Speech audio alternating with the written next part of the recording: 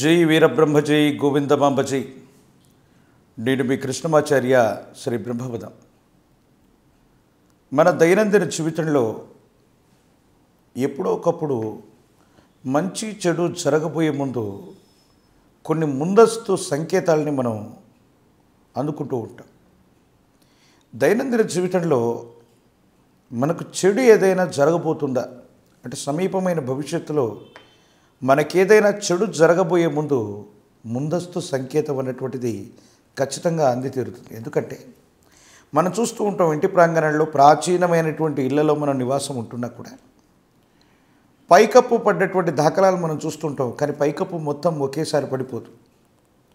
ముందస్తు సూచనగా కొంచెం కొంచెం వాటికి సంబంధించినటువంటి ధూళి రాలటం, ఒక చిన్న మట్టి పిల్లలు మన మీద పడే ప్రయత్నం చేయటం, అంటే ముందస్తు సంకేతాలు అన్నటువంటివి ఏవైనా ఒక పెద్ద చర్య జరగడానికి, అది మంచి అవ్వచ్చు చెడవచ్చు, జరగడానికి ముందు ఖచ్చితంగా ముందస్తు సంకేతాలు అన్నటువంటివి అందుతూ ఉంటాయి.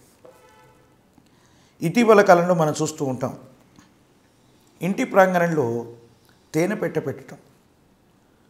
చాలామంది అనుకుంటారు ఇంటి ప్రాంగణంలోకి తేనె రావటం మంచిది, తేనెటీగలు రావటం మంచిదని. కానీ అన్ని సందర్భాల్లో కూడా ఇంటి ప్రాంగణానికి తేనె పెట్టె రావటం అన్నటువంటిది అశుభమే. సంసారయోగ్యమైనటువంటి జీవితంలో ఉన్న ఇంటి ప్రాంగణానికి తలుపుకి కానీ, ఇంటి లోపలికి కానీ, కిటికీకి కానీ తేనె పెట్టె పెట్టింది అంటే అర్థం ఏంటంటే మీ కుటుంబంలో ఏదో ఒక పెద్ద సమస్య రాబోతుంది, జీవితం స్తంభించబోతూ ఉంది, ఏవైనా విపత్తుల్ని మీరు ఎదుర్కోబోయేటువంటి సంఘటనలు ఉన్నాయి అని ముందస్తుగా చెబుతుంది. అట్లాగే ఇంటి ప్రాంగణంలోకి అప్పుడప్పుడు నిషిద్ధమైనటువంటి పక్షులు, క్రిమి కీటకాలు కూడా వస్తూ ఉంటాయి. చెప్పా పెట్టకుండా ఒక్కొక్కసారి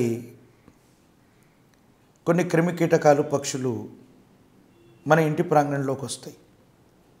వాటిలో కాకి ఇంట్లోకి రావటం, కాకి తలభాగాన్ని తనటం, ఇంటి ప్రాంగణంలోకి కాకి ఎక్కువగా వచ్చి మనల్ని గాయపరిచే ప్రయత్నం చేస్తుంది అంటే ఆ ఇంటి యజమానికి లేదా కుటుంబంలో శని సంబంధమైనటువంటి తీవ్రత పెరిగి ఆకస్మికమైనటువంటి ఉపద్రవం ఏదో రాబోతూ ఉంది అంటే ఖచ్చితంగా సమస్య రాబోతుంది అని అర్థం. కాకి లాంటి, గబ్బిలం లాంటి, గుడ్లగూబ లాంటి పక్షులు గనక ఆకస్మికంగా ఇలాగా సమయం కానటువంటి సమయంలో ఇంటి ప్రాంగణంలోకి వస్తే తీవ్రమైనటువంటి ప్రమాదానికి అవి సూచనలు అవుతాయి.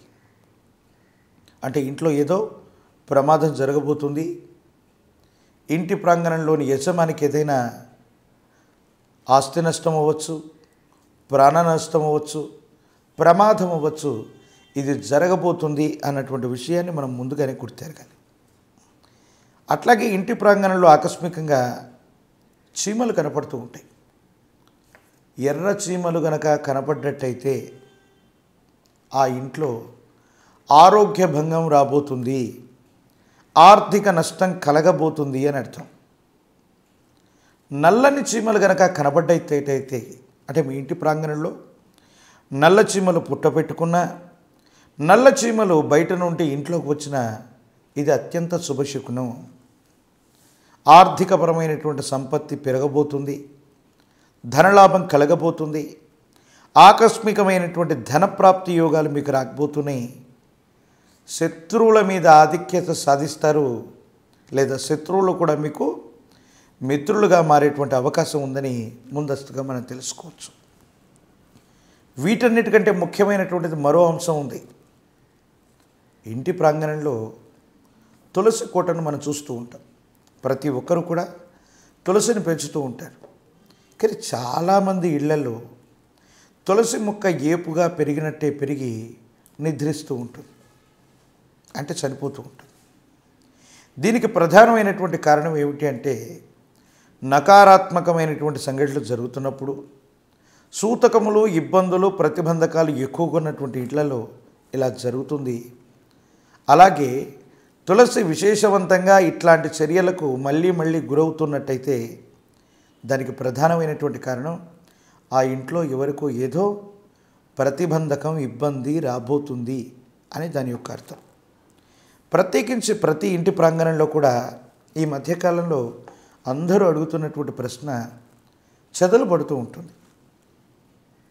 అవి చెక్క వస్తువులు కావచ్చు, ఏదైనా సరే, క్రిమి కీటకాలు, చెద పురుగులు, ఎలుకలు ఎప్పుడు పడితే అప్పుడు కనిపించటం కూడా సరైనటువంటి విధి విధానం కాదు. దీనివల్ల మనకు మంచి కంటే కూడా చెడే ఎక్కువగా జరగడానికి సంభావ్యత ఉంది. చెద పురుగులు ఇంట్లో కనిపిస్తున్నాయంటే ఆ ఇంటి ప్రాంగణం యొక్క ఆయు ప్రమాణం తగ్గిపోవటం వల్ల ఆర్థిక నష్టం అవ్వచ్చు, ఆరోగ్య నష్టం అవ్వచ్చు, ఆ కుటుంబానికి సంబంధించిన యజమాని చేసే పనుల్లో తీవ్రమైనటువంటి ఇబ్బందులు వస్తాయి.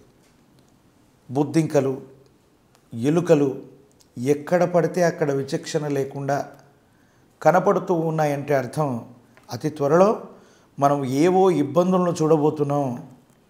ఏదో విపత్కరమైనటువంటి సమస్య వల్ల మనం ఒక ఇబ్బందిని ఎదుర్కోవాల్సినటువంటి పరిస్థితికి సన్నద్ధంగా ఉండమని ముందస్తు హెచ్చరికగా మనం చెప్పచ్చు. ఇలాగా మన జీవితంలో ముందస్తుగా జరగబోయేటువంటి కొన్ని విషయాలకి ఈ ప్రకృతి కొన్ని సంకేతాలను ఇస్తుంది. ఆ సంకేతాలను అనుసరించి మాత్రమే మనం ముందుకు వెళుతూ ఉండాలి.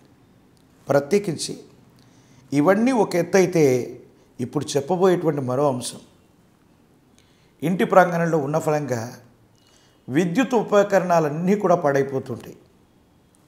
లైట్ ఫిలమెంట్లు వెళ్ళిపోవటం, అంటే లైట్లు కాలిపోవటం, టీవీలు, ఫ్రిడ్జ్లు, రిఫ్రిజిరేటర్లు, ఏసీలు, వాషింగ్ మిషన్స్, హోమ్ నీడ్స్ ఒక్కసారిగా లేదా ఒకదాని తర్వాత ఒకటి పాడవుతూ, అద్దాలు పగిలిపోతూ ఇట్లాంటి ఇబ్బంది కలుగుతూ ఉందంటే అర్థం ఏంటంటే ఆ ఇంటి ప్రాంగణానికి సమీపంలో ఏదో తెలియని ఆత్మలు సంచరిస్తున్నాయి.